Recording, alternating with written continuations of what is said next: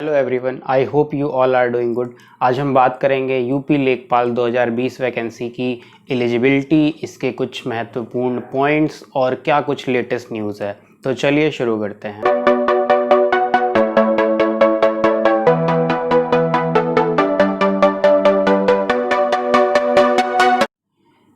UP लेखपाल 2020 में अभी कल की डेट में यानी 2 जून 2020 को एक विज्ञप्ति जारी हुई है, जिसके अकॉर्डिंग ऐसा बोला गया है कि सभी ज़िलों से यानी 75 के 75 ज़िलों से गवर्नमेंट ने बोला है कि उनके ज़िले में जितनी भी रिक्तियां हैं वह उसका ब्यौरा गवर्नमेंट को दें, ताकि वह लेखपाल 2020 के पद के लिए भर्ती निकाल सके। ठीक है, तो इसके लिए इसके बारे में हम बाद में विस्तृत जानकारी देते हैं आपको। अभी हम सबसे पहले बात करते हैं कि क्या कुछ एलिजिबिलिटी है, कौन कौन से बच्चे इस परीक्षा में बैठ सकते हैं और क्या कुछ बदलाव किए गए हैं इस परीक्षा में, क्या सब कुछ पहले जैसा ही है या क्या काफ़ी कुछ चीज़ें बदल दी गई हैं। ठीक है, तो सबसे पहले हम देखते हैं क्या क्या एलिजिबिलिटी है। अगर हम क्वालिफिकेशन की बात करें तो पहले की तरह जैसे पहले होता आया है, इसमें यह वैकेंसी क्लास 12th बेसिस पे होती थी और इस बार भी ये वैकेंसी क्लास 12th के बेसिस पर ही होगी। कुछ फॉल्स न्यूज़ ऐसी फैलाई गई कि इस बार ये वैकेंसी ग्रेजुएशन लेवल पे कर दी जाएगी और इसका वेतनमान बढ़ा दिया जाएगा, पर मैं उन सारी बातों का खंडन करते हुए आपको बता दूं कि ऐसा कुछ भी नहीं होगा। ये भर्ती क्लास 12th बेसिस पर ही होगी। ठीक है, पहली बात। दूसरी बात, अगर एज फैक्टर की हम बात करें तो एज इसके लिए मिनिमम एज पहले की तरह 18 ईयर्स ही रखी जाएगी, यानी जो अभ्यर्थी जो बच्चा 18 साल का है वह इस परीक्षा में बैठने के योग्य है। दूसरी बात, अगर हम मैक्सिमम एज की बात करते हैं तो मैक्सिमम एज इसमें 40 ईयर्स रखी जाती है और इस बार भी यही एज को कंटिन्यू किया जाएगा, यानी ऐसा बच्चा जो 18 साल से लेकर 40 साल के बीच में आएगा वह इस भर्ती परीक्षा में अनिवार्य रूप से बैठ सकता है। इसके बाद कई सारे कयास लगाए जा रहे थे, कई सारे बच्चों के क्वेश्चन भी आए कि सर इस बार CCC इसमें मांगा जाएगा या नहीं मांगा जाएगा, CCC की सर्टिफिकेट अनिवार्य किया जाएगा कि नहीं किया जाएगा। कई सोर्सेज ने बताया कि नहीं किया जाएगा, कई ने बोला किया जाएगा, बट मैं आपको एक चीज़ एश्योर कर दूं कि इस परीक्षा में CCC सर्टिफिकेट अनिवार्य रूप से आपको चाहिए होगा।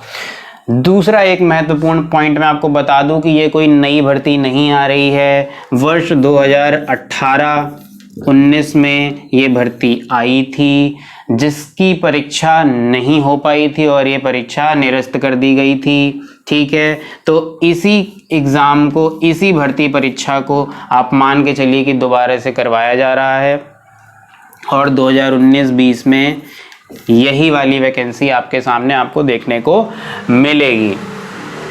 ठीक है, अभी ये तो क्वालिफिकेशन हो गई, हमारा क्लास 12th मांगा जाएगा, एज फैक्टर की हमने बात कर ली और CCC अनिवार्य रूप से मांगा जाएगा।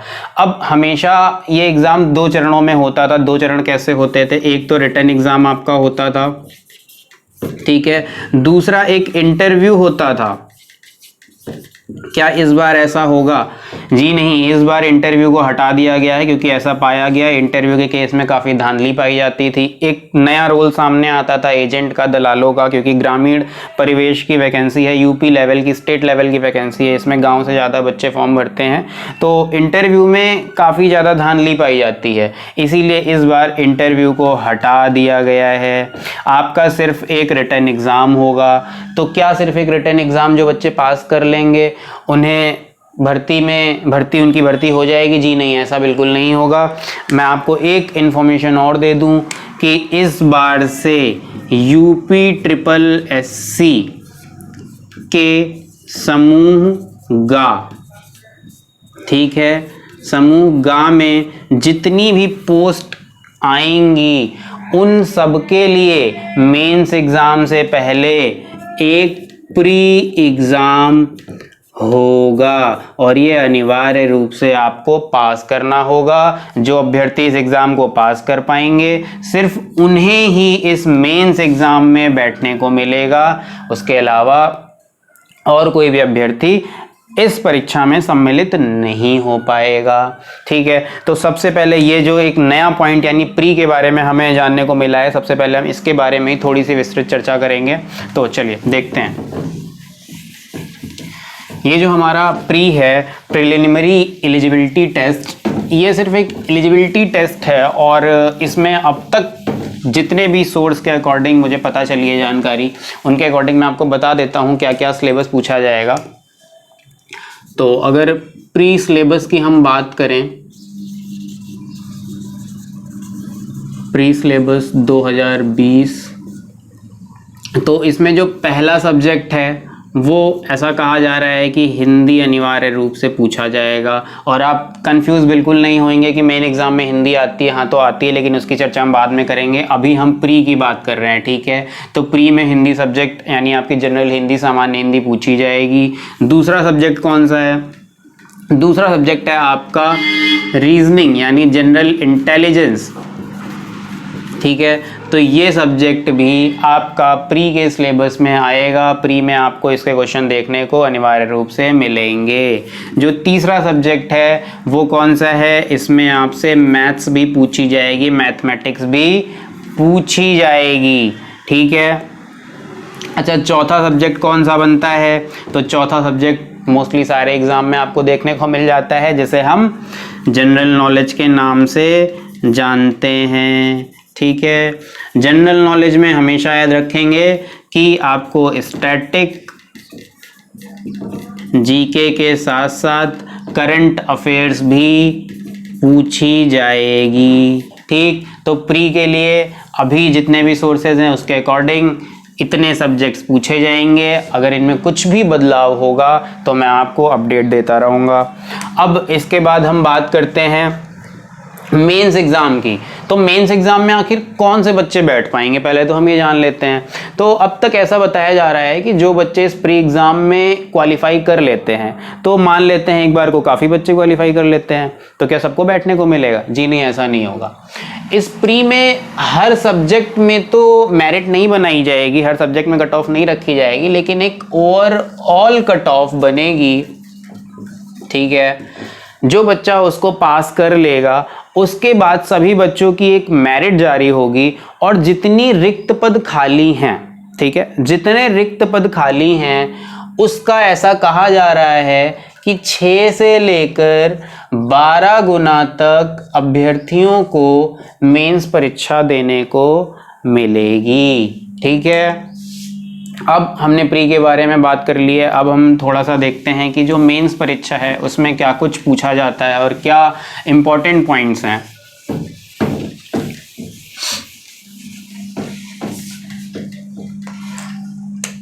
ठीक है, तो मेंस रिटन एग्जाम ही होगा आपका, ठीक। मेंस सिलेबस, इसमें एक चीज़ और एक इम्पॉर्टेंट पॉइंट रह गया है जो मैं आपको बताना चाहूँगा, वो ये निगेटिव मार्किंग के बारे में क्या होगा, ठीक है। निगेटिव मार्किंग होगी या नहीं होगी, तो मैं आपको अनिवार्य रूप से बता दूं कि निगेटिव मार्किंग जरूर से जरूर है, ठीक है। निगेटिव मार्किंग आपकी होगी, और होगी तो कितनी होगी? तो 1/4 होगी, ठीक। अब हम सिलेबस देखते हैं। सिलेबस का जो सबसे पहला और इम्पॉर्टेंट सब्जेक्ट है वह है जनरल हिंदी, जनरल हिंदी यानी सामान्य हिंदी। इसके 25 क्वेश्चन आपको देखने को मिलेंगे और ये 25 क्वेश्चन आपको 25 मार्क्स भी दिलाते हैं। ये सब्जेक्ट आसान भी कह सकते हैं और महत्वपूर्ण भी कह सकते हैं। कारण ये है क्योंकि एक यही ऐसा एग्ज़ाम है स्टेट लेवल पे जिसमें इतने सारे क्वेश्चन, इतने मार्क्स हमें हिंदी सब्जेक्ट दिला सकता है, हिंदी विषय दिला सकता है, ठीक है। इसके बाद जो अगला सब्जेक्ट है वो कौन सा है? तो अगला सब्जेक्ट इसमें कौन सा पूछा जाता है? मैथ्स, ठीक है। मैथ्स में कई लोग कहते हैं कि सिर्फ अर्थमेटिक पूछी जाती है, आपकी एडवांस नहीं पूछी जाती है, बट ऐसा कुछ भी नहीं है। मैथ्स के भी आपको 25 क्वेश्चन देखने को मिलते हैं जो कि 25 मार्क्स रखते हैं। साथ के साथ मैथ्स में आपसे अर्थमेटिक भी पूछी जाती है, और अर्थमेटिक के साथ साथ एडवांस भी पूछी जाती है। तो जो बच्चे भी इस परीक्षा की तैयारी करते हैं उन्हें मैं बता दूं कि उन्हें अर्थमेटिक के साथ साथ एडवांस भी पढ़नी पड़ेगी। ठीक है, तो अगर कोई ये सोचकर बैठा है कि उसका सिर्फ अर्थमेटिक पढ़ने से भला हो जाएगा तो मैं उन्हें बता दूं कि ऐसा बिल्कुल भी नहीं होगा। अब तीसरा और इम्पॉर्टेंट सब्जेक्ट कौन सा है? तो तीसरा और इम्पॉर्टेंट सब्जेक्ट जो आपके प्री में पूछा जाता है या पूछा जाएगा, जिसे हम जनरल नॉलेज के नाम से जानते हैं। इससे तो सभी बच्चे रूबरू भी हैं। जनरल नॉलेज के बारे में बात करें तो ये भी 25 क्वेश्चन देखने को मिलेंगे इसके, और इससे भी हमें 25 मार्क्स इस परीक्षा में मिल सकते हैं। इसमें क्या कुछ पूछा जाएगा थोड़ा सा हम विस्तार में देख लेते हैं, डिटेल में देख लेते हैं। तो जनरल नॉलेज में हमारी स्टैटिक जीके के साथ साथ करंट अफेयर्स भी पूछी जाएगी। तो स्टैटिक जीके में क्या क्या पूछा जाएगा एक बार वो भी देख लेते हैं। तो स्टैटिक जीके में सबसे पहले तो आपसे जो जनरल साइंस है, ठीक है, क्लास 10th 12th तक की जो भी आपने साइंस पढ़ी है उसके कुछ क्वेश्चन बनते हैं इसमें। उसके बाद हिस्ट्री, और हिस्ट्री में भी आपको वर्ल्ड हिस्ट्री नहीं पढ़नी है, आपको बेसिकली इंडियन हिस्ट्री पढ़नी है। ठीक है, इंडियन हिस्ट्री से भी आपको क्वेश्चन देखने को मिलते हैं। और हिस्ट्री में अगर आप इम्पोर्टेंट की बात करें तो मैं आपको बता दूं, आपको बेसिकली मिडाइवल और मॉडर्न हिस्ट्री पढ़नी है, आपको एंशिएंट इतनी नहीं पढ़नी है। ठीक है, मॉडर्न हिस्ट्री में आपको गांधी युग से लेकर जितने भी मूवमेंट चले हैं वो सारे बेसिकली पढ़ने होते हैं और वो काफ़ी इंपॉर्टेंट है। ठीक है, इस परीक्षा की दृष्टि से तो काफ़ी ज़्यादा इंपॉर्टेंट है। ठीक है, दूसरा स्टैटिक जीके में सब्जेक्ट विषय कौन सा आता है? तो वो होता है ज्योग्राफी, जिसके प्रश्न हमें इस परीक्षा में देखने को मिलते हैं। ज्योग्राफी में भी मैं आपको बता दूं, भूगोल में आपको पूरे भारत का भूगोल पढ़ना है, विश्व का भूगोल इतना नहीं पढ़ना है। ठीक है, बेसिकली क्वेश्चन आपको सिर्फ इंडियन भूगोल से ही आते हैं, वर्ल्ड भूगोल से नहीं आते हैं। ठीक, इसके बाद आपको पॉलिटी भी पढ़ना है। पॉलिटी के क्वेश्चन आपको स्टैटिक जीके में देखने को मिल जाते हैं। इसके साथ साथ आपसे इकोनॉमिक्स के क्वेश्चन भी इस परीक्षा में पूछे जाते हैं। और स्टैटिक जीके के अतिरिक्त करंट अफेयर्स यानी समसामयिकी से भी क्वेश्चन आते हैं। लेकिन क्योंकि यह परीक्षा स्टेट लेवल की है, यूपी लेवल की है, इसीलिए इसमें करंट अफेयर्स मोस्टली यूपी की आती है, लेकिन इसके साथ साथ देश दुनिया की भी जो इम्पोर्टेंट खबरें हैं वो आपको पढ़नी पड़ती हैं, क्योंकि उनसे भी क्वेश्चन उठते हैं। ठीक, लेकिन मुख्य रूप से यूपी की करंट अफेयर्स इसमें पूछी जाती है, इंपॉर्टेंस रखती है।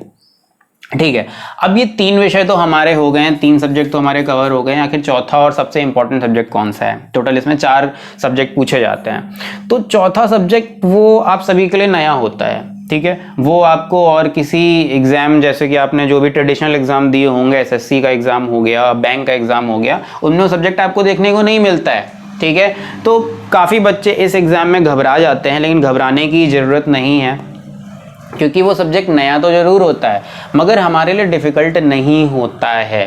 ठीक है, तो चलिए उस सब्जेक्ट का नाम जानते हैं। तो चौथा सब्जेक्ट है आपका रूरल डेवलपमेंट एंड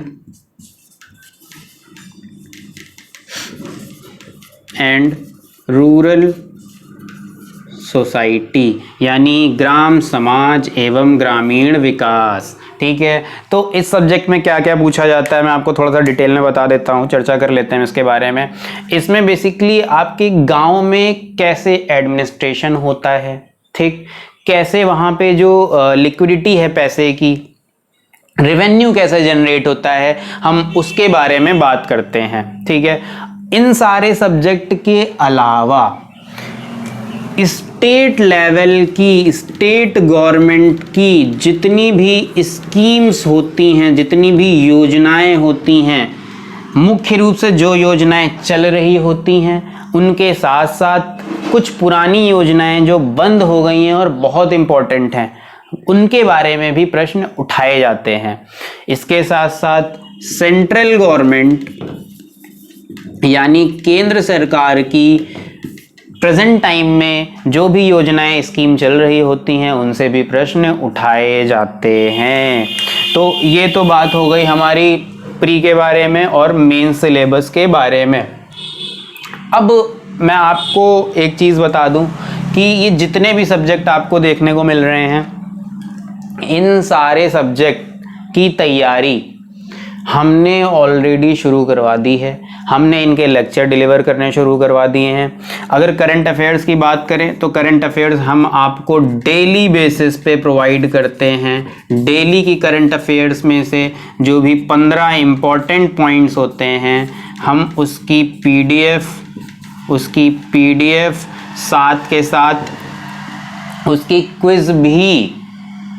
क्विज भी वीकली बेसिस पे, साप्ताहिक बेसिस पे हम करवाते हैं, ऑर्गेनाइज करवाते हैं। और ये पीडीएफ आपको दोनों लैंग्वेज में अवेलेबल है, यानी हिंदी प्लस इंग्लिश में अवेलेबल है। अच्छा, कुछ बच्चों के ये भी क्वेश्चन आए थे कि सर क्या गर्ल्स एलिजिबल होती हैं कि नहीं, तो मैं आपको बता दूं लेखपाल में गर्ल्स भी एलिजिबल होती हैं। वो सारी बच्चियां जो हैं परीक्षा में बैठ सकती हैं, तो घबराने की ज़रूरत नहीं है, ठीक है।